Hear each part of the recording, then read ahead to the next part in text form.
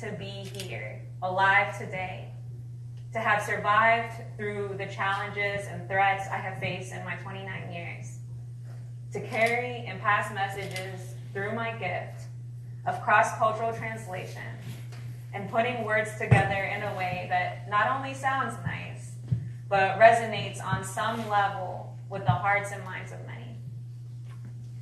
I hope something I say to you today resonates in a life-giving way. I give thanks for all of the blessings, nourishment, and guidance from the universe, the earth, the plants and animals, and all those who have crossed my path physically and spiritually until now for piecing together my message today. And this is dedicated to the legacy and lives of Marshawn Malama Carroll II, Brandon Spearman, and Amber Evans. As you have seen on the literature, the title of my speech is called Collective Healing for Liberation. We are the ones we have been waiting for. I will start by sharing a poem I wrote in 2017 after spending my graduate school practicum working with a youth-led organization called Circles and Ciphers in Chicago, Illinois, leading and participating in hip-hop, peacemaking circles, and community-building circles in Rogers Park and around the city. I invite you to close your eyes while I perform this piece and allow yourself to join me on this brief journey and message of which I'm merely a vessel. I'll let you know when it's time to reopen your eyes.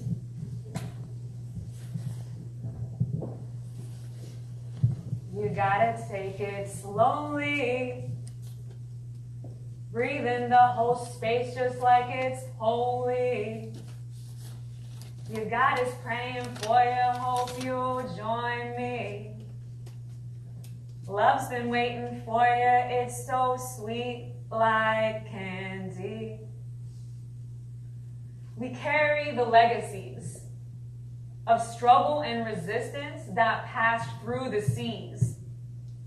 We carry pain from our ancestry. These conflicts are part of our history. They're flowing through me, got us burning down trees. Energy inside, movement will free. I feel like I'm stuck, but I'm wanting to flee. Wanting to flee, but where I'm gonna go. Wanting to heal, but the process so slow. All I can really do is spit this flow. Write a new story to let you all know. To get unstuck, I can always create. I inherited trauma, but it isn't my fate. I'm finding my rhythm, and it isn't too late. A different future you can watch me make. Better yet, join me in making it. Circles can heal unless you are faking it. My homie, he said, it's in the spirit, you know. It's each person's process. On their path, they will go. No need to control it. Just focus on you. Get your spirit together, whatever you do. If I accept me, then in the space you will see what acceptance looks like. It really is freeing. The answer is still yet to be found, but maybe the answer won't be so loud. Could be that quiet voice inside, the light that flickered when our hearts collide. Like at this freestyle circle at Yale, it was magical, like really surreal. The most magical part, we were keeping it real. Together we laugh, together we feel. The deeper I went towards my own fear, the more free I felt. I could breathe, I could tear. We opened a space for vulnerability, From what I heard after, the circle met some needs. We brought out parts of our identities, and with also a space for fluidity. Can't go any deeper into what happened that day. I want to honor the stories. In the circle they stay. But transformative circles there were surely a lot. By sharing our feelings, not only our thoughts. From the head to the heart and into the gut. Judgment disappeared, turned into dust. It wasn't all perfect. Could have made different moves, asked other questions, used different tools. We're always growing, experiences showing. We try to stay humble, not drown in all-knowing.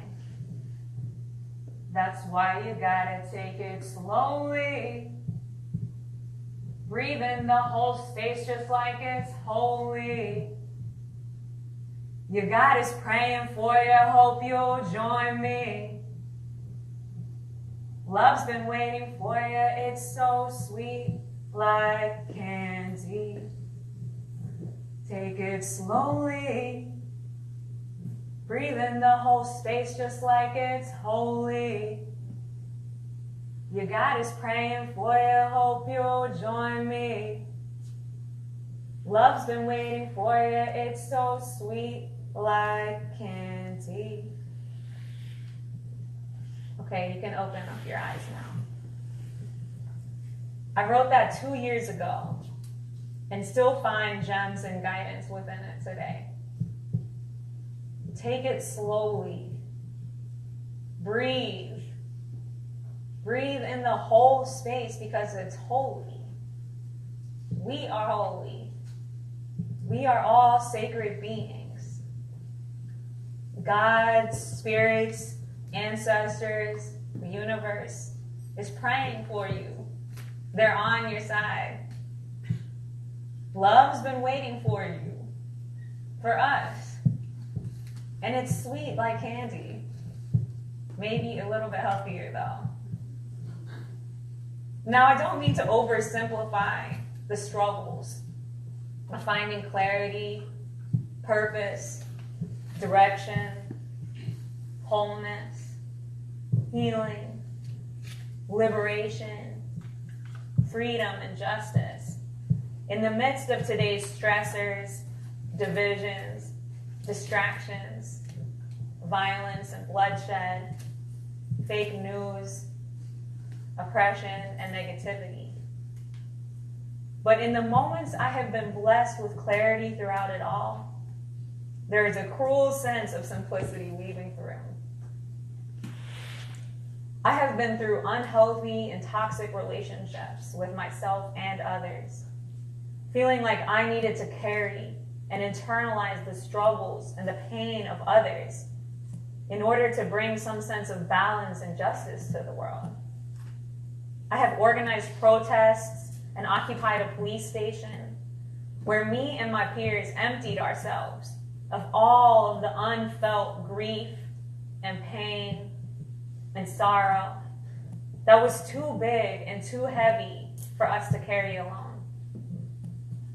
In all of those situations, there was something about being together, something in the collective that I was drawn to, that we were drawn to. We just hadn't added the healing piece into the equation yet. The collective is more powerful than the individual, yes. But if that collective is coming together solely based on pain and struggle, that pain and struggle will be compounded until there is an intervention of healing, shifting into a place of hope and possibility, to not get stuck in collective despair and hopelessness. Our liberation requires that we make this shift.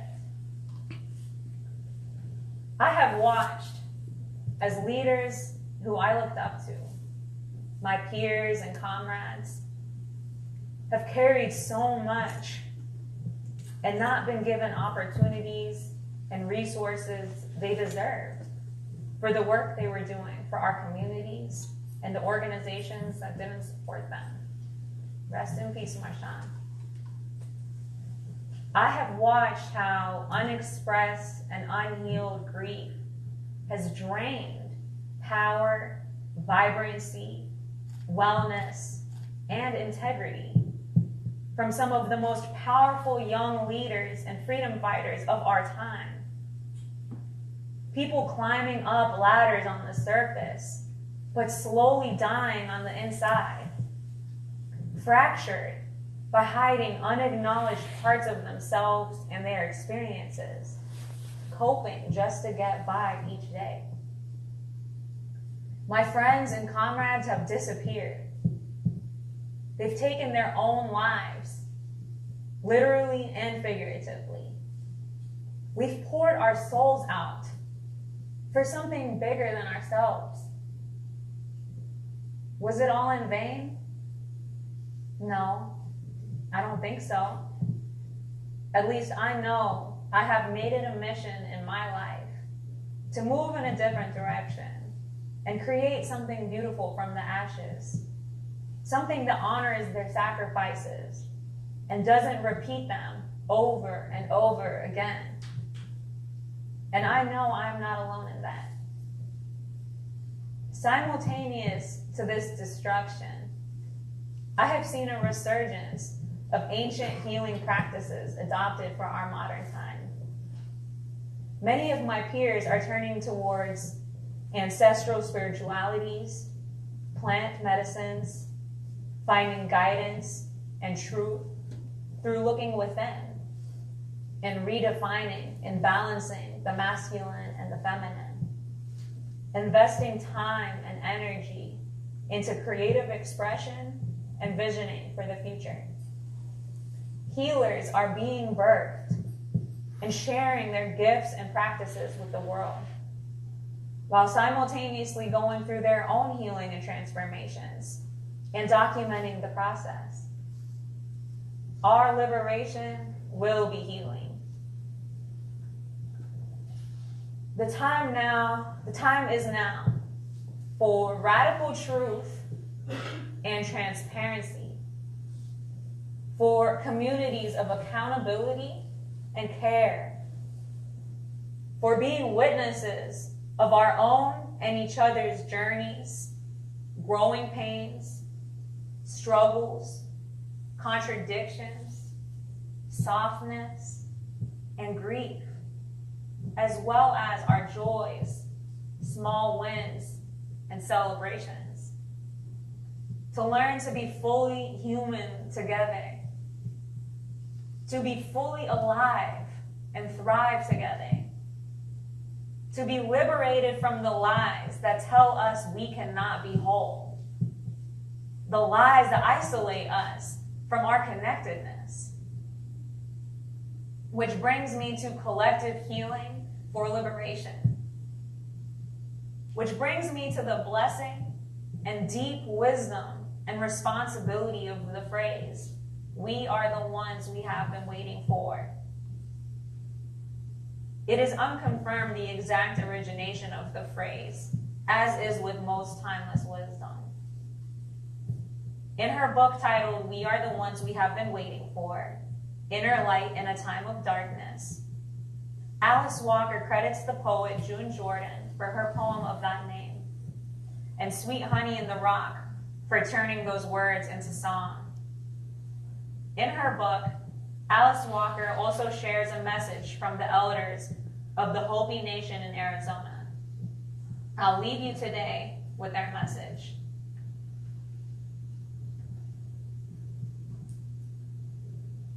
We have been telling the people that this is the 11th hour. Now we must go back and tell the people this is the hour. And there are things to be considered. Where are you living? What are you doing? Are you in right relation? Where is your water? Know your garden.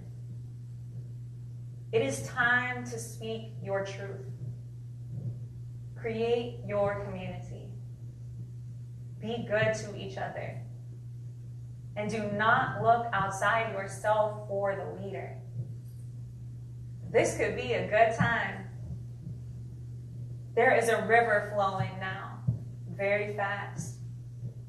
It is so great and swift that there are those who will be afraid. They will try to hold on to the shore. They will feel they are being torn apart, and they will suffer greatly. No, the river has its destination. The elders say, we must let go of the shore and push off and into the river. Keep our eyes open and our head above the water. See who is in there with you and celebrate. At this time in history, we are to take nothing personally, least of all ourselves. For the moment that we do, our spiritual growth and journey comes to a halt.